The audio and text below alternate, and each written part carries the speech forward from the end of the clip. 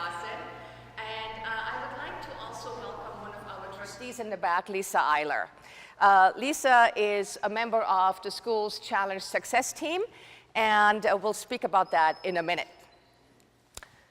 We're going to talk about balance, which is near and dear to pretty much everyone's heart. So last night, I met up with a friend of mine, and we met for a quick cup of coffee after work.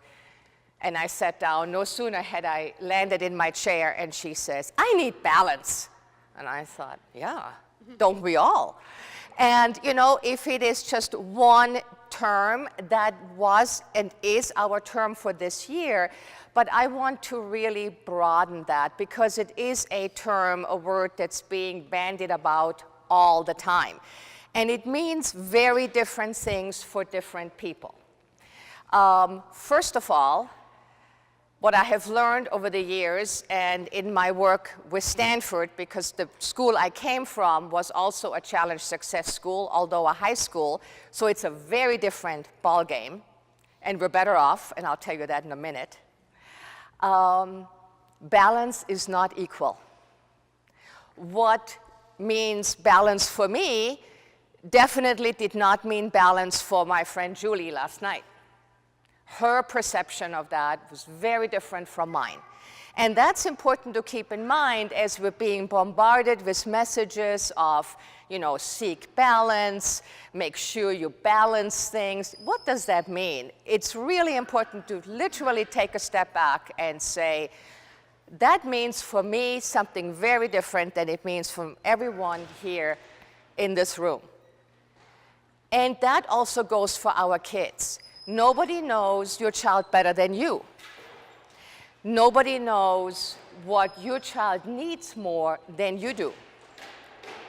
And when your child needs that extra time or that extra joy and joyfulness, that's when we start talking about balance. To me, what balance really means is engagement. Let's face it, when I was starting out as an English teacher in a high school, it was a very large high school. I had 35 to 38 students in my class. I taught mostly advanced placement, IB, and honors, and still I had a huge load, and I had 5 sections a day. If I wanted to make my lessons engaging, my kids had no clue what they were doing. They were so busy, so engaged, loving it so much. I could tell when my planning and my lessons were not up to par in engagement because the whole energy in that room just sagged. I was out of balance, and so were they. So balance is about being engaged. And we'll actually have you do an activity when you transition over to Roxanne and Meg's piece that Roxanne and I did while we were at Challenge Success a couple of weekends ago. Because it is about engagement. Think about this. How often have you watched your child be really engaged in something he or she absolutely loves, and you say, we gotta stop. And you get the, what, really? I've only been doing this for 2 minutes, and it's actually been an hour and a half. That's engagement. And the same goes for us.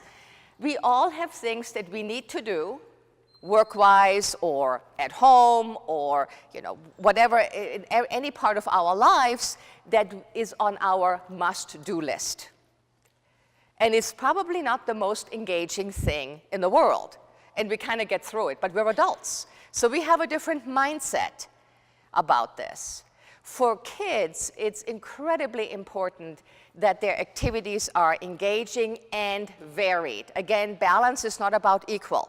It's not about giving equal time to soccer and equal time to humanities and equal time to a spelling test.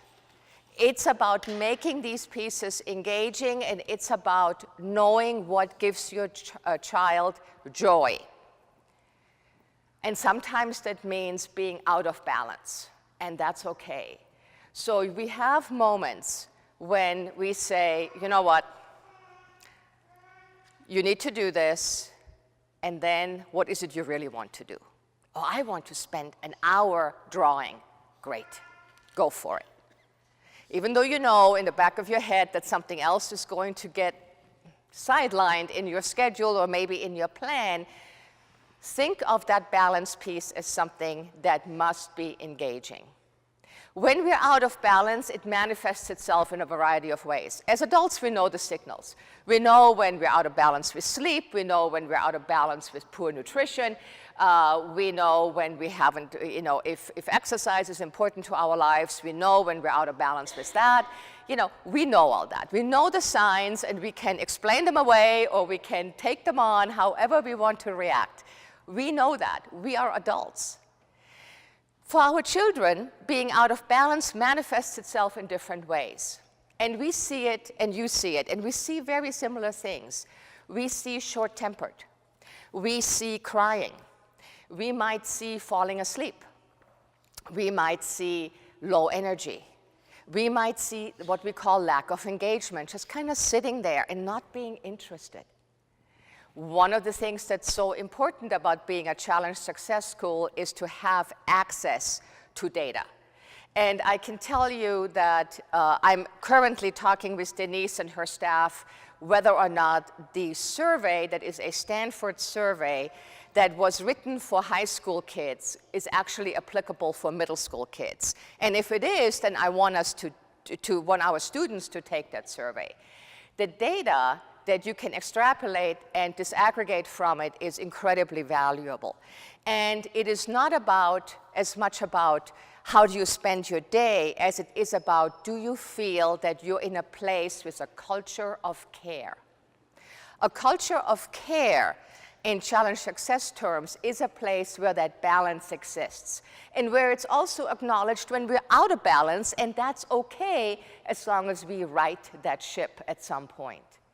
That culture of care is evident in classrooms where there is backwards intentional design, where lessons are engaging, where homework is more home learning, not doing the same thing 20 times over, because frankly, that doesn't help anybody.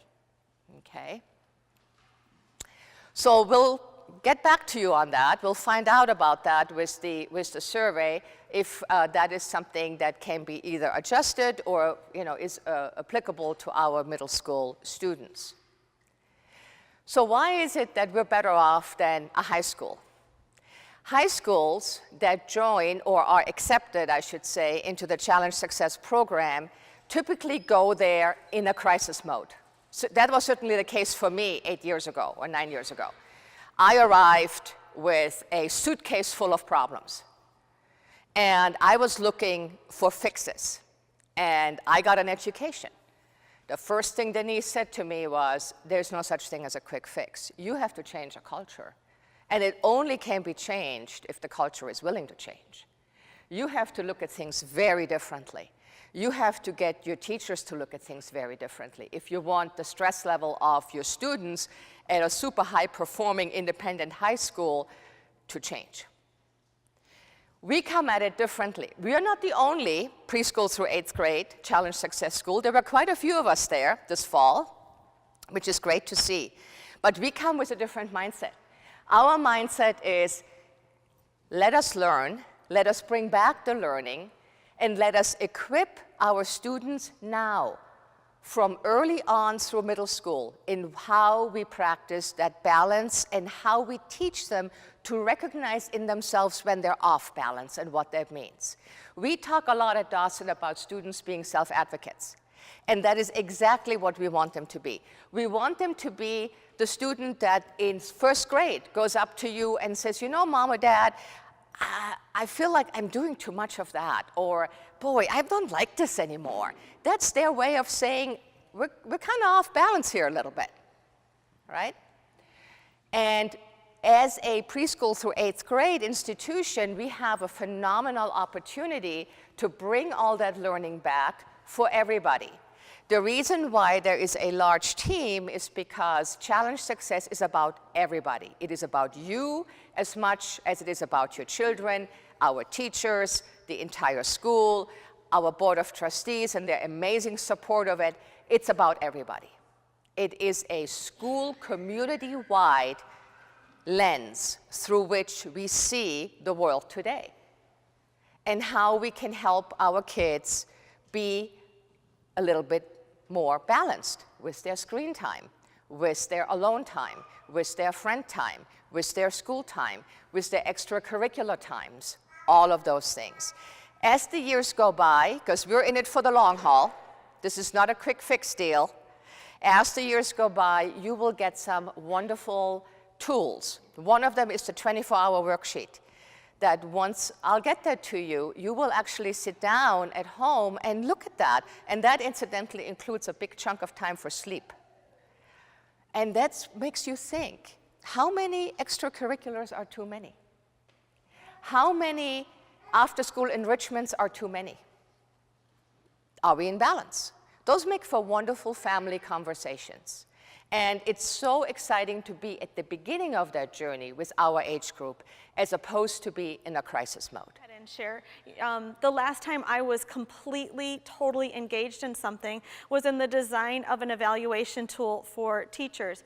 And it was something that was so empowering for teachers that I felt this is going to be a game changer in their growth and development. And I worked with the team on it, and I had to think about the implementation plan and the communication, and all those elements had me so hyper-focused on how it was going to actually make change, and that was empowering to me. So that's a feature of my engagement. Meg has something different, and I think hers shows a better balance of life. I was going to say, and that's what makes Roxanne so great at what she does, because she finds engagement. Mine is, I went to iHeartRadio this past weekend, and it was incredible. It was so fun, and the energy was incredible, and that's how I recharge and just get really excited about life and come back to school on Monday. And just that focus that you have on that, and you don't think about anything else. And I think that's how I really recharge and kind of balance my life. Yeah. So again, in Meg's example, what she found was that she was able to tune out all of the other stressors in her life to be able to focus on something. And so when we went to Stanford last weekend, and we were able to learn as a team with other teachers and other schools from across the United States, that was the key component that you hear. It is the lens, as Carola talked to us about this morning, that we need to look at our program from all those angles, constantly measuring engagement. So that if you were to ask your child, when was the last time you were really engaged in something? Hopefully they're not thinking back to something 3 weeks ago, but they can pull something right now from today that they did in class, because our goal is to look at our entire experience and make sure that those elements of engagement are there. The affect piece. Are they motivated? Are they intrinsically interested? The behavioral piece. Do they know how to work together in a group in that engagement piece? And then finally, the cognitive piece. So that we know we're not just trying to get kids interested, we're making sure that they are cognitively engaged in what they're doing as well. So one of the pillars that we learned about when we went on our trip to Stanford was that there's an acronym that they use, and that these 5 components are what we need to look through and look at to make sure that we are becoming the Challenge Success School that we have stated in our vision. And so the first piece is schedule, looking at how we use students' time. Again, engagement plays a role in all of this. So that S, if you look at what we're doing here at Dawson, we've already have so many features of a Challenge Success School. And that was probably one of our biggest takeaways as a group, is saying, wow, after we hear more about other schools and we keep listening to these experts in the field, we have so much going on right here that we were a Challenge Success School and we didn't even know it. And now our job is to take all of those features that we already have layered into our experience and our program and make sure that we're highlighting them with the right language and that we're being really intentional about what we're doing. So I wanted to start by talking about the schedule. If you are a middle school parent, raise your hand. Wow, a lot of middle school parents. So you may have noticed that our schedule looks different this year. And that is based on the research that we know about personalities, kids' personalities and teachers' personalities, because there is prime real estate in a schedule. And if you're a teacher, they will tell you that the hardest part of the day is right before lunch and then at the very end of the day. And if you are teaching in a very traditional schedule and you have math every day at 2:30, sometimes that is a short-changed experience for students, just based on the cognitive wear and tear that you go through throughout the day. It's also prime real estate for students. I can remember a parent here talking to me about their child having to take Hebrew every day at the end of the day and how that was so challenging for them. Well, world languages shouldn't always be at the same time, because our students have different times in the day when they are on their game. And so some of them are very bleary-eyed in the morning. And if they have math every day first thing in the morning, that might not be beneficial to them. So what we have is I call it a flotating schedule. It rotates and it floats. So we use the DAWSON, but if you can see, if you're in this math block right here that's blue, you have math at the very beginning of the day on D day, but then you don't have it till after lunch on A day. And then you have it before lunch on W day. And you can see that it's at different parts of the day. Your child may come home and be like, I don't know where I'm going tomorrow. That's okay. Some of our teachers are still saying that. It's okay. What we know is that this is what really responsible schools do. They look at students' time and they look at teachers' time and they make these types of tough decisions based on that. We know this is right for kids. And will it take a little bit for our students to get used to it? Absolutely. Will they be better off for it? We know 100% they will.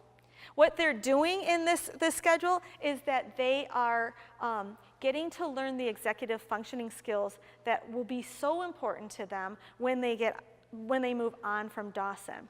And so I can say, I'll answer questions just a second. So I can say this. Time management is one of the #1 tools that our students need to be successful in this world. This schedule makes them become responsible for time management. Now, just giving them this schedule and saying like, you're on your own, figure it out, would never be successful. So here's what we're looking at now in our advisory program, which is another feature of our schedule. Coming in at the beginning of the day and being able to start with a message from a teacher that is getting our kids organized and mentally ready to tackle the day is a feature of our schedule. And so during advisory, what we're going to be doing is introducing, here's how to use a calendar to organize yourself. We're going to be asking kids to use Flipgrid, which is a cool tool where they take a video and they say, here's how I organize myself, so that they can learn some of these strategies and tips from each other.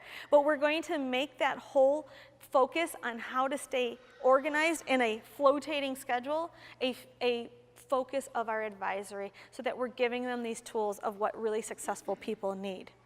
Right. If you collect research on schools that do schedules like this, actual student behavior issues decrease because of that engagement. We just have to help them through the rough patch of being able to navigate this type of schedule. So some other areas of what are we already doing that is aligned with challenge success in how we use students' time. You'll see in 5th through 8th, we also have these times that are every other day. They're called flex times. So we know that students should have access to their teachers. And so when they come in on those days, if they're worried about a class, if they may need to make up a quiz because they were absent, if they have a question about something, if they need to meet with a team of their colleagues or peers on a project that they're doing, that's what they do during flex time. Later in the years, kids will start to organically develop clubs. Last year we had a screenwriting, comedy writing script club. That's a time that they could meet during that flex time, so that we're not extending a very long day. But it's their time to check in with their homeroom teacher and say, I gotta go talk to the science teacher because there's something in my grade that I want to go figure out. And that's built in for them to be able to do that. Yes. Yes. Yep, it's hard to see, it's the little red. And it's only 20 minutes, but it's something new that we started just this year that we already see students taking advantage of. And as parents, instead of saying, oh, I'm going to write your teacher an email because I noticed that you're missing this grade, instead you say, hey, you've got flex time tomorrow. go talk to that teacher and put it on them. That's the empowering piece of letting them be able to problem solve the issues that they might be having in their education. Other things that you'll see in our schedule that we did without even knowing that they were challenge success is that this year our semester ends before that winter break. What that means for our older students is that they're not doing projects or studying for finals over winter break, that when they're done in December, they get to actually step away and take a break, and they need that. They do not need to be taking their break time to also be trying to finish work. We want them to step away and recharge and do what Meg does on the weekends, which is bike ride and mountain bike and hike and climb and get that recharge. It's so important for them to have that unstructured time. And then finally, we have our morning meetings throughout our early childhood and in grades K through 4, and that is that check-in again, letting kids know wherever you're at emotionally, what are you going to do to get yourself up to a 10, and having those empowering conversations. So going back to the SPACE acronym that Challenge Success gave us, the first one was SPACE. The second one is project-based learning. And when we talk about engagement, there's nothing more important than this project-based learning component. And you'll see this sprinkled throughout our entire program. I have an example up there from 3rd grade. How many of you have a 3rd grader or have had your child in 3rd grade? Raise your hand. If you have, then you are familiar with our Market Day unit, where our students are given the real life situation of starting their own corporation, and that they are charged with the responsibility of developing a product that they are going to market, and that they have to come up with a whole advertisement plan, and they have to design, and they have to create a prototype. They have to bring that prototype in front of a very strict panel of judges that consist of other people on our campus. We give them feedback. They have to change their prototype based on the feedback. And then the final culminating activity is to have a sale. And they sell to parents and they sell to other students. And then they need to find out is, did they break a profit? What they do with that money is so key, because at the end what we do is we give them a $50 gift certificate, and as a class they decide what they want to do with that gift certificate. And they go on a site called Kiva, and they hear about all of these requests for money with organizations or with families around the world who will say, with this $50, we'll be able to buy 3 cows and 4 chickens, and this is what we'll be able to turn into, and this is how we can repay you. And they have a debate. They write essays where they try to persuade the class on why they should give to a certain organization. That's project-based learning at its best. And it includes all those elements that we're talking about, how to be completely focused and engaged in something. I have another example, and this is from our global studies class.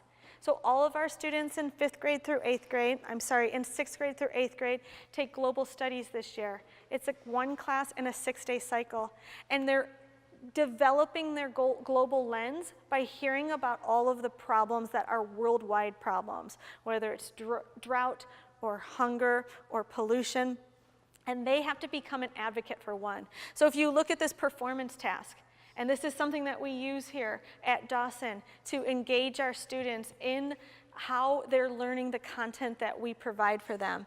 And we empower them by saying, all right, here's your role. You're a middle school student, you are advocating for global issues, and you have to submit a proposal on a solution to this Intel ISEF science competition. And we give them all of these parameters, and it becomes an ownership piece for them. And again, that's what really induces and creates that engagement. All right, the next component in our SPACE acronym is A, and that's authentic performance tasks.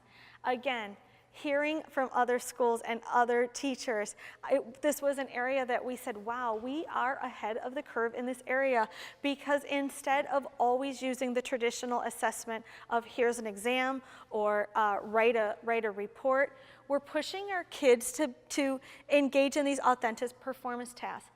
If you are a 4th grade parent or have had a 4th grade child here, can you raise your hand? So many of you in the room have experienced this press conference that comes with our famous Nevadans. We could tell students, choose a person and write a biography about them. And they would do that, and they would be fine in that. But they wouldn't be emotionally invested. It's by dressing up as the person and walking down a carpet and then being responsible to answer questions in a very high stakes press conference scenario that our students have to commit to memory exactly the details of that person's life, and they have to put themselves in the shoes of that person so that they have empathy and can speak from a first-person voice. That is teaching for understanding, and that's what we do with the performance task in every grade throughout our campus. And then the next piece is C, and that's climate of care. So I'm going to turn this over to Meg so that she can share with you all the aspects of how Dawson is an environment that focuses and makes a priority out of a climate for care. When I think about my role here, it's all about climate of care. And I pulled up a video from Denise Pope, and it's a real quick 1 minute, but I just feel like she really kind of snapshots what it means for climate of care, just so you can get an idea, and then I'll talk about specific ways we create that here at Dawson.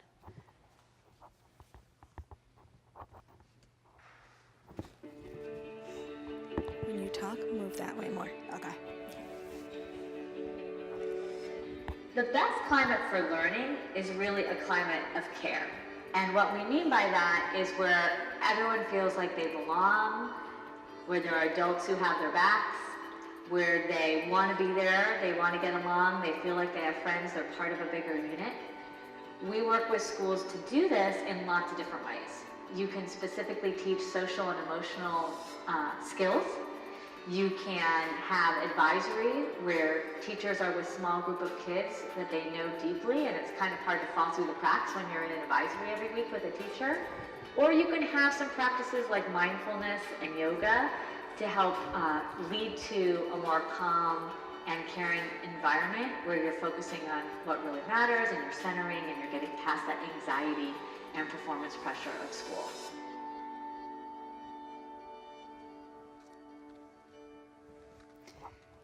So when I watched that video, I thought, well, it's awesome because we're going to have Denise here really soon. And I thought about, as my role of Dean of Student Life and Diversity, the components. And these are kind of what I just pulled and what I think about creating a climate of care for kids. And I sat down and I typed up all the ways we do that at Dawson, and it was actually really exciting.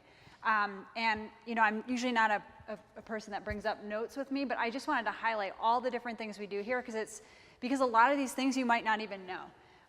When I think of kind of the heart of a climate of care, I think it's giving students the opportunity to have a voice. And there's a lot of ways you can do that. But students need to feel comfortable to have a voice, and they need a platform. I think one of the things we do really well here is teaching kids these communication skills. Roxanne just talked about all the ways we give that opportunity to kids to build those. Because if you don't know how to say it, it's really hard to have a voice. We talked about advisory, having the kids have advisory. I work with all the 4th grade students, and they're able to facilitate our community shares. So they work with me, and they plan it, and they run the whole thing. So we show up, and sometimes middle school's involved, and they run the entire community share. What an unbelievable opportunity for a student to speak in front of all those people and facilitate the meeting, and just have caring adults nearby to come up and help them out if they need it, which they never do because they do a fabulous job. We meet with all the 4th graders and give them exit interviews. And we ask them, what's it like to be a 4th grade student? What made your year exceptional this year? What did you not really like? What could you make to change? They give us incredible ideas, and then we meet over the summer and we talk about, okay, we heard all these trends, from students. How can we make their experience better? Middle school advisory. Our lower school counselor is going to meet with every single lower school student, and she's creating something called 1-minute meetings. So she's not just seeing the kids that say, hey, my cat died. Hey, I'm having a really bad day. She's meeting with every single one of your students, and I think that's really exciting, and that's going to give them a voice. And she has questions, and she's going to generate data from that, and from that we can make changes. There's student council. Chris Estrella and I are meeting with focus groups, and so we're meeting with between 5 and 10 groups of students. I think we're doing it once a month, and we're asking them a series of questions. How do you feel about homework? What do you wish adults on campus knew? And I will tell you, they tell us.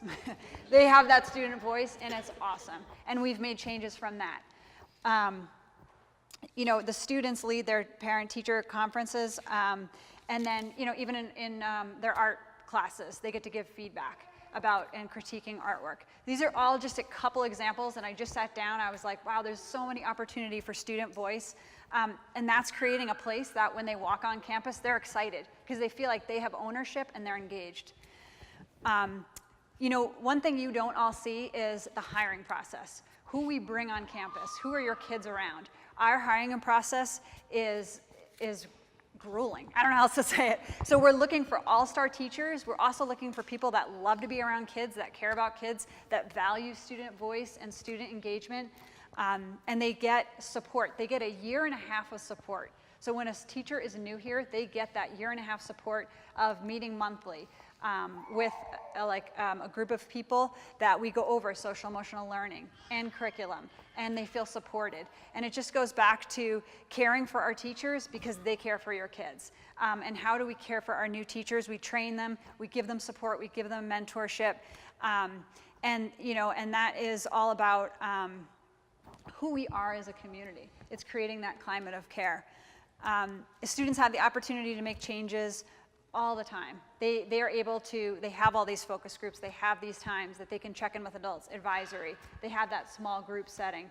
And these are just all some of the ways that we create that, you know, like Denise Pope was talking about. And it's in our mission, that challenge and nurture. So we're holding kids accountable, but we're also making sure they're okay. One thing I wanted to talk about was a part of my job is the discipline piece. So I think of the really proactive, positive things like the student voice and making sure adults feel supported on campus. And then the other piece, when kids, you know, don't make a great choice, which they're going to. You know, they're little, they're learning. And we really look at the root cause. And Challenge Success talks about that. It's why. Why did the student make this choice? Why did the student push that other student? You know, it's not like, okay, detention, you know, or you need to lose recess. It's going to them and saying, hey, what's going on? You know, and they're like, well, that kid's been calling me names. Oh, okay. Like, do you want to go see the school counselor? You know, should we involve the family? And that's kind of how we look at it. And I know it's hard sometimes to hear that as a parent if you're like, that kid needs to, you know, have some sort of punitive punishment.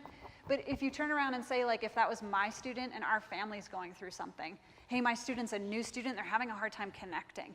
You would want that same climate of care for your child, and that's all we're doing, is we're just looking out for kids. Are there punitive measures? There are. But is that what we rush to right away for the answer? Absolutely not. Even when kids come to see me in middle school for a morning detention, we work on a reflection activity. We talk about it. I'll give parents homework sometimes. So look out, just kidding. I'll give you questions to talk about, because a lot of times parents will come to me and say, like, I have no idea what to say to my kid. Like, why did they do that? And I'm like, all right, let's talk about it. And I'll give you a bunch of questions to talk about as a family. Those are all ways we can support students because we want them to make mistakes. That's how you grow. And that's, you know, just an important part of who they are as a child and as a family. And we work together, and this is kind of a partnership. So those are all ways that we try, and I think we do a pretty good job of creating that climate here.